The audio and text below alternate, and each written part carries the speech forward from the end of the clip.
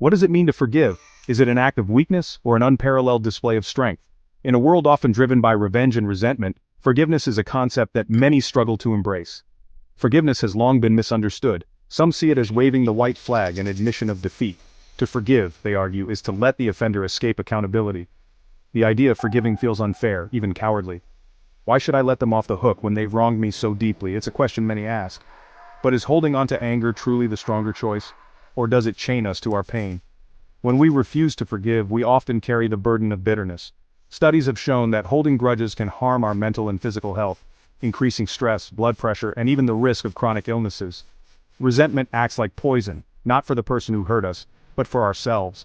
It's a weight that grows heavier with time. What if we could lay that burden down? What if forgiveness wasn't about them, but about freeing ourselves? True forgiveness isn't easy. It demands courage to confront our pain, to release our anger, and to choose peace over revenge. Forgiveness is not forgetting or condoning the wrong. It's a deliberate act of reclaiming your power. Imagine the bravery it takes to extend grace to someone who may not deserve it, to say, "I will not let your actions dictate my peace." Forgiveness in this sense becomes a revolutionary act. It's not about erasing the past, it's about creating a better future. Forgiveness doesn't just heal individuals, it heals relationships, families, even communities.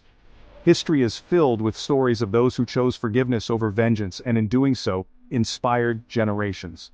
Nelson Mandela forgave his oppressors after 27 years of imprisonment, leading South Africa toward unity. Such acts of forgiveness aren't about weakness, they are about wielding a strength that transcends hatred. But what about forgiving yourself? We are often our harshest critics. We replay our mistakes, punish ourselves for our failures, and refuse to let go of guilt. Yet, self-forgiveness is just as vital as forgiving others. Forgiving yourself means accepting that you are human, imperfect, but deserving of grace. It means learning from your past without letting it define you. Forgiveness is a journey. It doesn't happen overnight, but step by step. Start by acknowledging your pain. Denying it only prolongs the hurt. Then try to see the situation through their eyes, not to excuse but to understand. And when you're ready, make the choice to forgive. It's a gift you give yourself, the gift of freedom. So, is forgiveness a coward's choice, or the ultimate power? Perhaps the answer lies in its impact on your peace, your relationships, and your future. To forgive is not to forget or to surrender.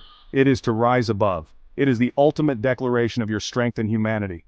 Choose forgiveness.